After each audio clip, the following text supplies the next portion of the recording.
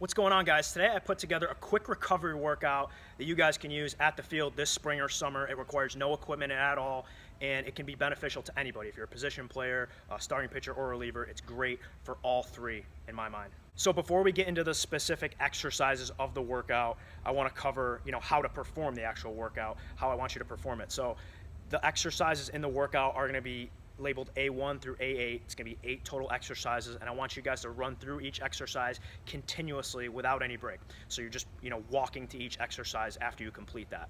And that should take you around 20 to 30 minutes. 30 minutes at the very most if you're struggling, but nobody should really take about 30 minutes. It should be around 20 to 25 minutes or so. I just performed this today, and it took me about 25 minutes to, do, and I was walking gingerly to each exercise. So it should take you around 20 to 25 minutes.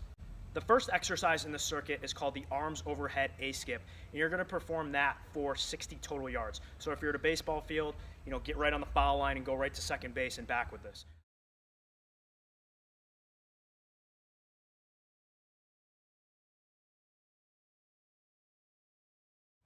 Okay, so now that we elevated our heart rate and improved lat length, we're going to move on to the walking inchworm, which is going to get our serratus to fire, improve core strength, improve scapular upward rotation, improve thoracic spine, upper back mobility, and improve hamstring and calf length.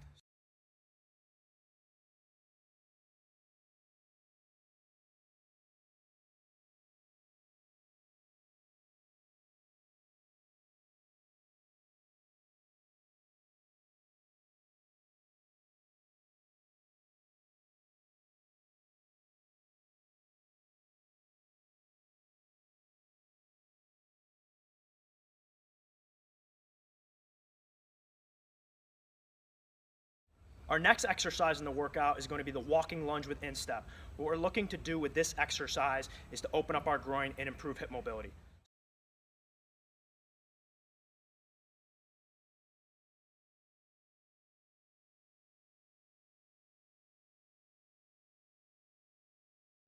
For our next exercise, we're going to head to the floor and perform the glute bridge to diagonal reach.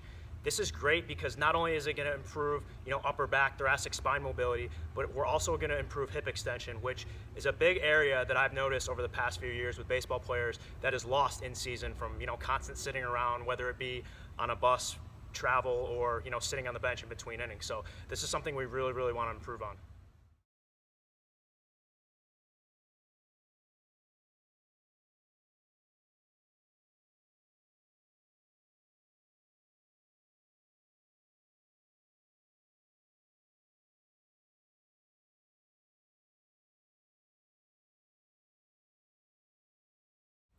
Following the glute bridge to diagonal reach, we're going to perform a high plank to downward dog.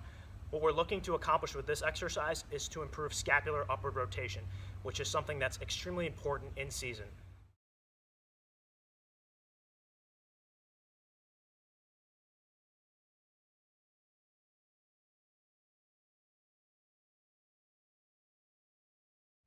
So now that we finished the high plank or push-up position to downward dog, we're going to get a little more dynamic with the lower body. And the exercise we're going to perform next is going to be the mountain climber. I really like this exercise. I know a lot of you probably have performed it before. I really like it because we're able to get a good dynamic stretch of the hip flexors. And like I said, improving hip extension over the course of a season is really important because it's lost in a lot of guys from what I've seen.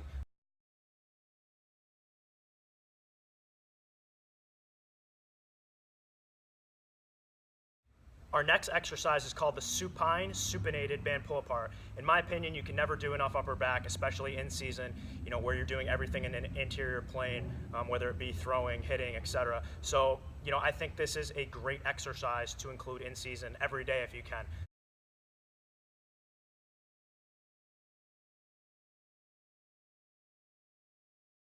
Our final exercise in this recovery workout is going to be a single leg RDL to high knee drive.